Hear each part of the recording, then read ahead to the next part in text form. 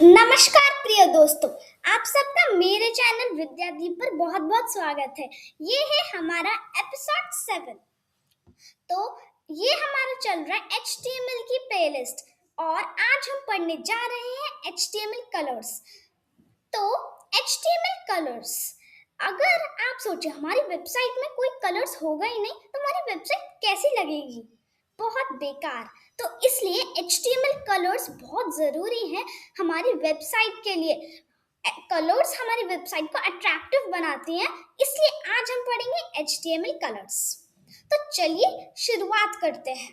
तो सबसे पहले आज हम पढ़ेंगे कि HTML में कलर क्या होता है, फिर हम पढ़ेंगे टेक्स्ट को कलर कैसे बदलते हैं, फिर हम पढ़ेंगे बैकग्राउंड कलर कैसे लगाते हैं, फिर मैं आपको बताऊंगी कि बॉर्डर कलर कैसे लगाते हैं, फिर मैं आपको बताऊंगी RGB, RGBA, HEX, HSL और HSLA क्या होता है। तो इस वीडियो को देखने से पहले जल्दी से हमारे चैनल पर जाइए, उसे लाइक, शेयर और सब्सक्राइब जरूर करिए। तो चलिए अपना आज का वीडियो शुरू करते हैं। तो सबसे पहले HTML में कलर्स क्या होता है। HTML में कलर का मतलब होता है ऐसा कोई एलिमेंट जिसका हमें कलर बदलना हो, जैसे कि हमें किसी एलिमेंट का टेक्स्ट का कलर बदलना है, बैकग्राउंड का कलर बदलना है, बॉर्डर का कलर बदलना है। तो HTML में 5 मेन तरीके होते हैं जिनसे कि हम कलर के बदल सकते हैं। पहला तरीका होता है कलर का नेम, हम सीधे कलर का नेम लिख सकते हैं। दूसरा तरीका RGBA, फिर RGB, फिर HEX, फिर HSL और फिर HSLA। तो HTML में लगभग 140 कलर्स होते हैं। तो अब हम पढ़ेंगे कलर नेम्स। HTML में कलर लगाने का सबसे आसान तरीका होता है कलर नेम। हम सीधे कलर का नेम लिख सकते हैं। कुछ पॉपुलर कलर नेम्स होते हैं tomato colour, orange colour, dodger blue colour, medium sea green colour, violet colour और लाइट ग्रे कलर। अब एक एग्जांपल लेते हैं कि हम एक कलर को अपनी वेबसाइट में कैसे लगाएंगे। तो उसमें हम अपना कोई भी एलिमेंट स्टार्ट कर सकते हैं और हम स्टार्ट टैग के अंदर एट्रीब्यूट स्टाइल एट्रीब्यूट का यूज करेंगे। फिर हम प्रॉपर्टी में कलर का यूज करेंगे और फिर हम कलर का नेम लिख देंगे, जैसे कि हमने टोमेटो कलर लगाया या फिर ऑरेंज कलर। तो अब हम इसे लगाकर देखते हैं।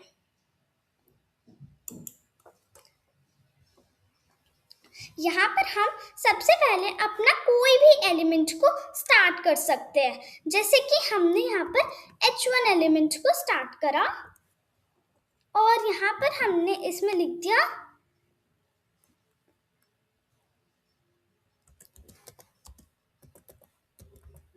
My website. अब हम इसमें अपना कलर कैसे चेंज करेंगे इसका, तो हम यहाँ पर स्टार्ट टैग में एट्रीब्यूट लगाएंगे, स्टाइल एट्रीब्यूट। अब स्टाइल एट्रीब्यूट लगाने के बाद हमें क्या करना है, इक्वल टू डबल कोट्स में हम प्रॉपर्टी कलर लिखेंगे। क्या लिखेंगे, कलर।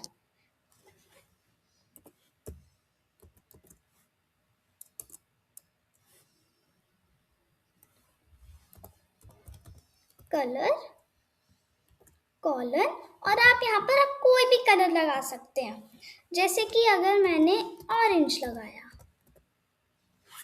ऑरेंज। अब हम इसे जब सेव करेंगे, अपनी वेबसाइट पर जाएंगे, रिफ्रेश करेंगे, तो यहाँ पर देखिए माय वेबसाइट का कलर ऑरेंज में आ रहा है।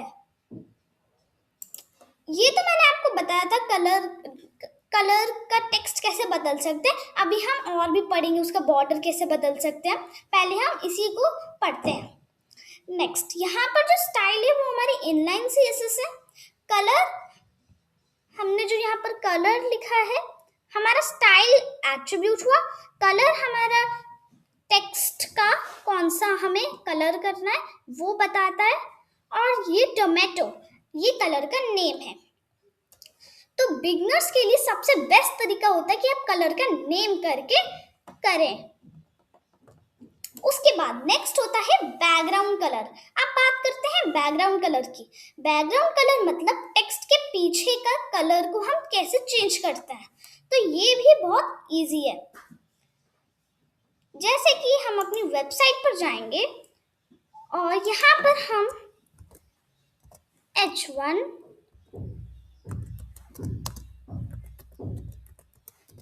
और अब हम यहाँ पर स्टाइल एट्रीब्यूट को स्टार्ट करेंगे। स्टाइल एट्रीब्यूट, अब हम यहाँ पर बैकग्राउंड कलर लिखेंगे। हमें बैकग्राउंड कलर चेंज करना है, क्योंकि अब हम बैकग्राउंड कलर कुछ भी कर सकते हैं। अगर मैं इसे टोमेटो कर दूं, अब मैं इसे सेव करूंगी, अपनी वेबसाइट पर जाऊंगी, इसे रिफ्रेश करूंगी, तो देखिए नीचे वाला जो हमने यहाँ पर माय वेबसाइट लिख कर आ रहा है, इसका बैकग्राउंड कलर क्या हो गया? टोमेटो हो गया। तो ऐसे हम बैकग्राउंड कलर को बदल सकते हैं। अब ध्यान रखें, टेक्स्ट क्लियरली दिखाई देना चाहिए। हमें ऐसा बैकग्राउंड कलर दिखाना है। अगर ज्यादा डार्क बैकग्राउंड भी नहीं करना हमें और ज्यादा लाइट बैकग्राउंड भी नहीं करना। हमें ऐसा बैकग्राउंड कलर लगाना है जिससे हमारा टेक्स्ट ठीक से दिखे। बैकग्राउंड कलर के बाद नेक्स्ट आता है टेक्स्ट कलर। टेक्स्ट का कलर बदलने के लिए हम कलर प्रॉपर्टी यूज करते हैं, जैसे कि मैंने आपको बताया था। इस चीज से वेबसाइट अट्रैक्टिव बनती है और फिर हमारी वेबसाइट और सुंदर दिखती है। अब नेक्स्ट टेक्स्ट कलर के बाद बॉर्डर कलर। अब सीखते हैं बॉर्डर कलर। तो इसमें हम क्या करते हैं, हम यहाँ पर बॉर्डर कलर लगाते हैं।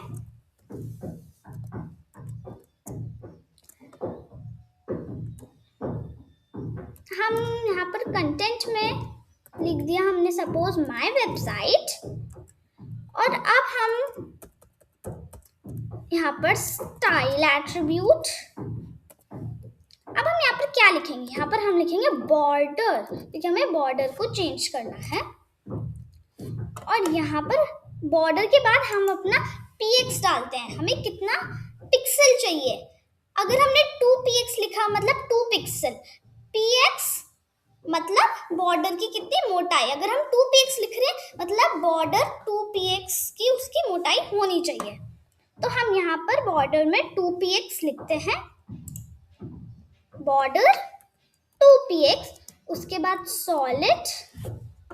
अब सॉलिड का मतलब क्या होता है? सॉलिड मतलब बॉर्डर का टाइप। नेक्स्ट हमारा, हम कोई भी कलर अपना लगा सकते हैं जो हमें बॉर्डर में चाहिए। जैसे हमने टमाटो लगाया, अगर हमने टमाटो लगाया तो बॉर्डर का कलर टमाटो होगा। तो हम यहाँ पर बॉर्डर का कलर कोई भी लगा सकते हैं। यहाँ मैं आपको टमाटो लगा देती हूँ। अब हम क्या करेंगे, इसे सेव करेंगे। तो ये देखिए यहाँ पर बॉर्डर का कलर टमाटो है। तो आप मल्टीपल बॉर्डर आप लगा सकते हैं, आपको जितने बॉर्डर लगाने, जैसे कि एक में डॉट ब्लू लगा दिया, किसी में वायलेट लगा दिया। हम इसे चेंज भी कर सकते हैं। अगर हम इसे टमाटो के बजाय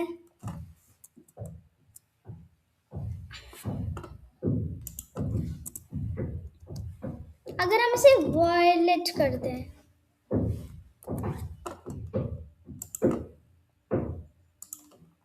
तो ये वायलेट में इसका बॉर्डर कलर चेंज हो जाएगा। तो ये होता है बॉर्डर कलर। अब बॉर्डर कलर के बाद हमने ये सब तो पढ़ लिया। अब नेक्स्ट हमारा आता है आरजीबी कलर्स।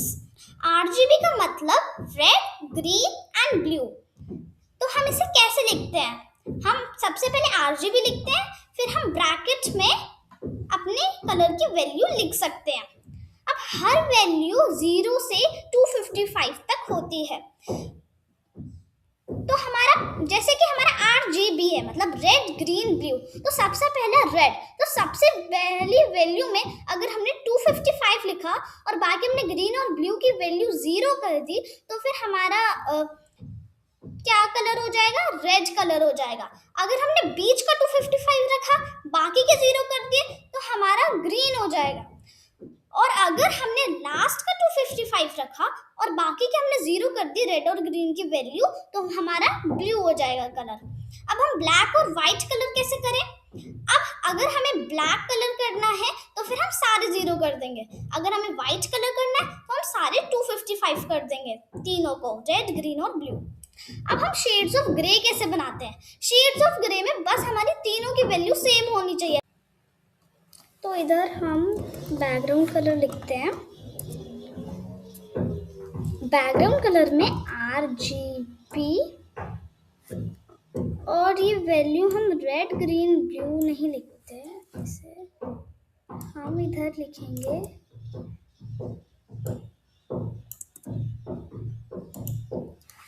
अगर हम यहाँ पर लिखें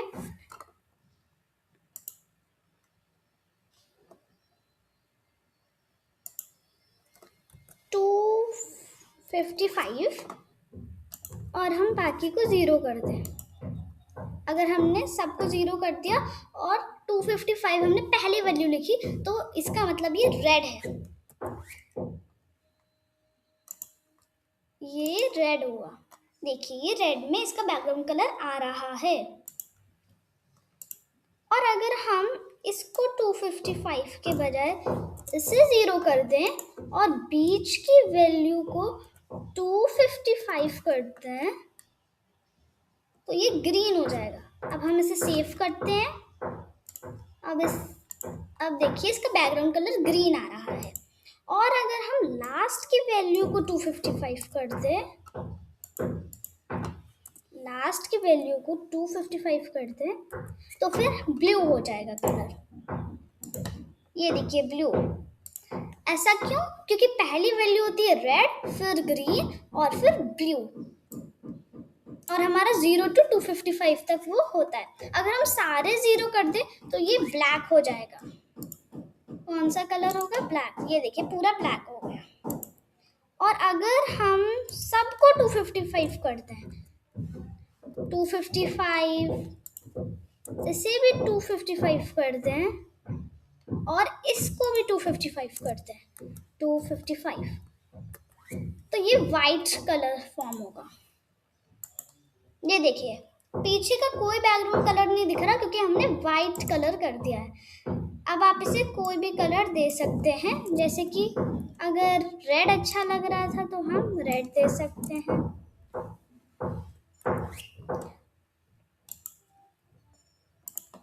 रेड हो गया। तो ये होता है RGB कलर जो हमने थी इधर पढ़ा। अब नेक्स्ट हम शेड्स ऑफ ग्रे भी करके देख लेते हैं। अगर हमें शेड्स ऑफ ग्रे करने हैं तो हम कोई भी शेड ऑफ ग्रे, बस सबकी वैल्यू सेम होनी चाहिए तो एक शेड ऑफ ग्रे बन जाएगा। अगर सपोज हमने करा 60, इसको भी हमने 60 करा और इसको भी 60, तो ये ग्रे का एक शेड फॉर्म हो जाएगा। ये देखिए ये है एक शेड ऑफ ग्रे। तो बस सारी वैल्यू सेम होनी चाहिए और शेड ऑफ ग्रे आपका फॉर्म हो जाएगा। जैसे कि अगर मैंने इसे 120 करा, इसे भी 120 करा और बस इसे भी 120 करना है, तो ये भी एक शेड ऑफ ग्रे होगा। ये देखिए, तो बस सारी वैल्यू अगर सेम होंगे तो वो शेड ऑफ ग्रे फॉर्म हो जाएगा। तो ये होता है RGB कलर्स। अब नेक्स्ट चलते हैं RGBA कलर्स में। अब RGBA और RGB का एडवांस्ड वर्जन है। RGB का एडवांस्ड वर्जन है। क्यों एडवांस्ड वर्जन है? क्योंकि RGB में बस रेड ग्रीन ब्लू, पर RGBA में red green blue alpha. Alpha मतलब ट्रांसपेरेंसी, उसकी कितनी ट्रांसपेरेंसी है। तो अब इसका फॉर्मूला होता है RGBA ब्रैकेट में रेड की वैल्यू, फिर ग्रीन की वैल्यू, फिर ब्लू की वैल्यू एंड देन अल्फा की वैल्यू। अल्फा की वैल्यू 0.0 अगर हुई मतलब पूरी तरह ट्रांसपेरेंट, अगर 1.0 हुई मतलब बिल्कुल सॉलिड, अगर 0.5 हुई मतलब 50% वो ट्रांसपेरेंट है। तो RGB मॉडर्न UI डिज़ाइन में बहुत यूज़ होता है। तो अब हम RGBA को भी लगाकर देख लेते हैं। तो अगर हमने यहाँ पर RGB की बजाय बस एक A बढ़ाना है और यहाँ पर एक कॉमा और आएगा, और अगर हमने यहाँ पर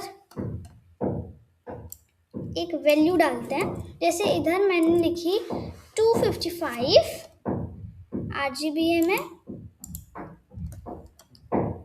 और फिर अगर हमने यहाँ पर जैसे 255, 99, 71, 0, इसी को एक बार हम ट्राई करते हैं, इससे क्या होता है। इसे हम 99 कर देते हैं,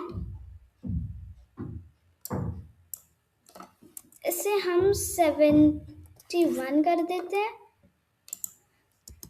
और अब यहाँ पर हमें एक वैल्यू देनी है अल्फा की। तो अल्फा की वैल्यू अगर हमने दी 1 या फिर 0, कुछ भी दे सकते हैं। सपोज मैंने यहाँ 0.5 दी।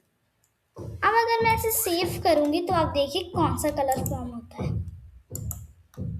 ये इसकी हमने ट्रांसपेरेंसी 0.5 करी, इसलिए ऐसा है। अगर हम इसे पूरा 1 कर देंगे तो देखते हैं इसकी ट्रांसपेरेंसी कैसी होती है। अगर हमने इसे पूरा 1 कर दिया तो देखिए ये ऑरेंज जैसा डार्क हो जाएगा। और अगर हम इसे 0 कर दें, इसकी ट्रांसपेरेंसी बिल्कुल नहीं है, तो ये वाइट हो गया। क्योंकि ट्रांसपेरेंसी 0 करेंगे तो वो कलर वाइट आपका हो जाएगा। तो हम इसे 0.5 पर रख सकते हैं, उससे ये कलर फॉर्म होगा। तो ये होता है RGBA कलर्स। अब RGBA कलर्स के बाद आता है HEX कलर्स। अब सीखते हैं HEX कलर।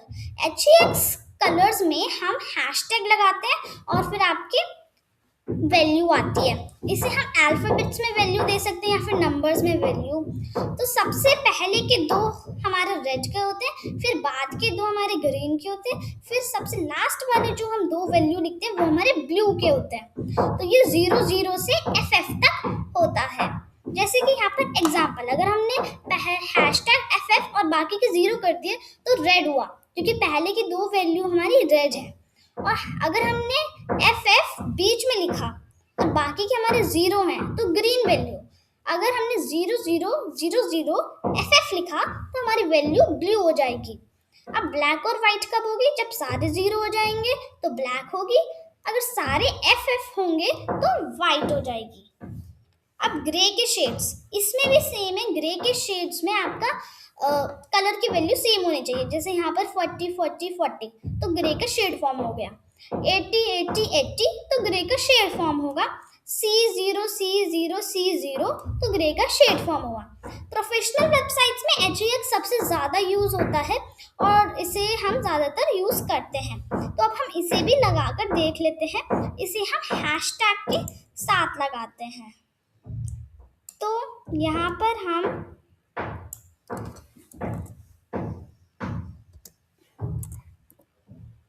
पर हम लिखेंगे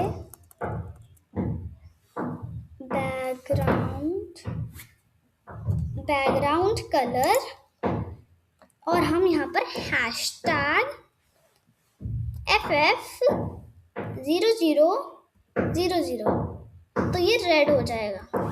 देखिए यहाँ पर छोटा सा बॉक्स में कलर भी आता है कि कौन सा कलर फॉर्म होगा। देखिए रेड आ गया। अगर हम इसे बीच का 0 रखेंगे, मतलब बीच का FF रखेंगे और बाकी 0, तो कलर ग्रीन फॉर्म होगा। अगर हमने पहले के 0 और बीच में FF तो वैल्यू ग्रीन की हो जाएगी। ये देखिए ग्रीन। और ब्लू कब होती है?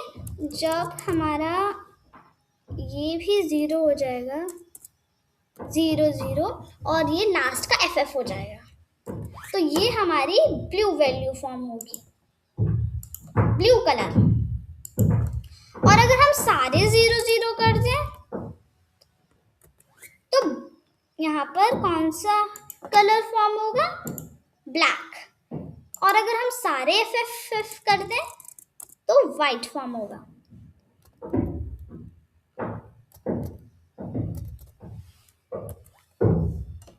मैंने सारे वैल्यू को F कर दिया तो ये व्हाइट हो गया। तो अब आप अपने हिसाब से इसकी वैल्यू को चेंज कर सकते हैं, जैसे कि नॉर्मल में मैं ऐसे रेड रख देती हूँ ऐसे। तो ये है HEX कलर्स। अब हम ग्रे शेड्स को भी लगाकर देख लेते हैं। अगर हम सारे सेम रखेंगे, जैसे कि अगर हमने सारे सेम रखे 40 40 40, तो ये एक किसका शेड फॉर्म होगा? ग्रे का। ये देखिए, ये है ग्रे कलर का शेड। उसके बाद HEX के बाद नेक्स्ट होता है HSL कलर्स। HSL का मतलब होता है ह्यू, सैचुरेशन एंड लाइटनेस।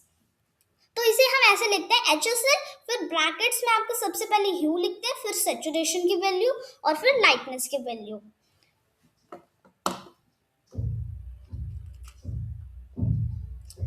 अब इधर 0 रेड, 120 ग्रीन, 240 ब्लू ऐसे है। HSL में 0, 100%, 50%। तो अब अपने हिसाब से आप इसे वैल्यू को कर सकते हैं कि ह्यू पर कितनी करनी है, सैचुरेशन में कितनी करनी है, और लाइटनेस से आपका वो चेंज हो सकता है। सैचुरेशन मतलब उस कलर की कितनी गहराई है,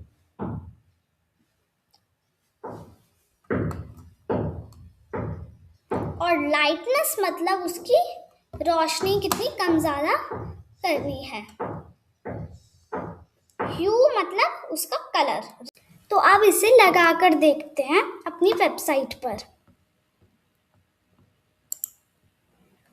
तो यहाँ पर मैंने स्टाइल एट्रीब्यूट यूज करा है, फिर बैकग्राउंड कलर, और HSL में हम यहाँ पर लिखेंगे 0, यहाँ पर 100% और यहाँ पर 50%। ये 0 है तो यहाँ पर परसेंट लगाने की ज़रूरत नहीं है। अब हम इसे सेव करेंगे, अपनी वेबसाइट पर जाएंगे, इसे रिफ्रेश करेंगे, तो देखिए ये है इसका कलर। तो ये होता है HSL कलर्स। अब HSL कलर्स के बाद आता है HSLA कलर्स। HSLA में आता है ह्यू, सैचुरेशन, लाइटनेस और अल्फा। अल्फा मतलब उसकी कितनी ट्रांसपेरेंसी है। तो अब हम इसे भी लगाकर देखते हैं।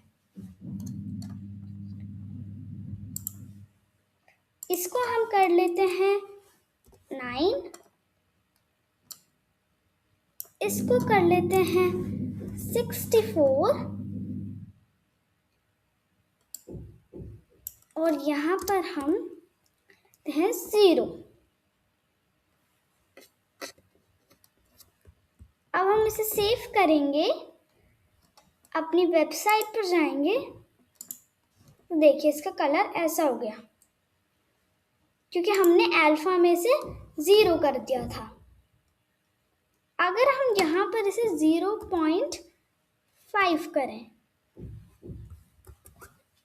तो अब इसका कलर देखिए, अब इसका कलर कुछ ऐसा हो गया।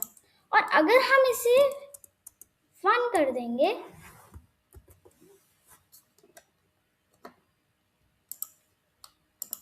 तो इसका कलर ऐसा हो जाएगा।